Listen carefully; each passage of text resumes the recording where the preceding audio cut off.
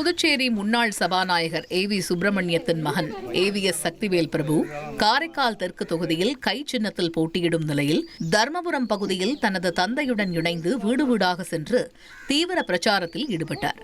இளம் வேட்பாளரான சக்திவேல் பிரபுவை அந்த பகுதி பெண்கள் ஆரத்தி எடுத்து உற்சாகமாக வரவேற்றனர்.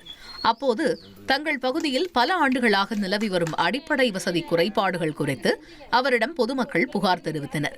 மக்களின் புகார்களை நிதானமாக கேட்டறிந்த சக்திவேல் பிரபு தனது தந்தையைப் போலவே மக்கள் சேவையில் ஈடுபட வந்துள்ளதாக குறிப்பிட்டார். வெற்றி பெற்றவுடன் அடிப்படை வசதிகள் மற்றும் ஏழை எளிய மக்களின் வாழ்வாதாரத்தை மேம்படுத்த முக்கியத்துவம் கொடுப்பேன் எனவும் அவர் உறுதியளித்தார். இந்த வாக்குறுதியை ஏற்று அப்பகுதி மக்கள் அவருக்கு தங்களின் முழு ஆதரவை தெரிவித்துள்ளனர். பெண்கள், முதியோர்கள், குழந்தைகள் அனைவருமே வராங்க, வந்து பார்க்குறாங்க. அவங்க குறைகளை சொல்கிறாங்க. உங்களுக்கு தான் ஓட்டு போடுவோம், கைசின்னத்துக்கு ஓட்டு போடுவோம் என்று சொல்கிறாங்க. அதை கேட்கும்போது ரொம்ப சந்தோஷமாக இருக்குது.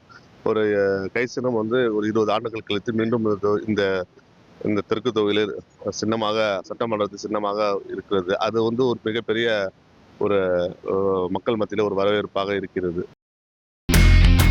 இனி செல்லும் இடமெல்லாம் செய்தி. தந்தி டிவியின் வாட்ஸ்அப் சேனலை ஃபாலோ பண்ணினா செல்ல இருக்கும் இடமெல்லாம் செய்தி. இதோ QR கோட் இப்பவே ஸ்கேன் பண்ணுங்க, ஃபாலோ பண்ணுங்க.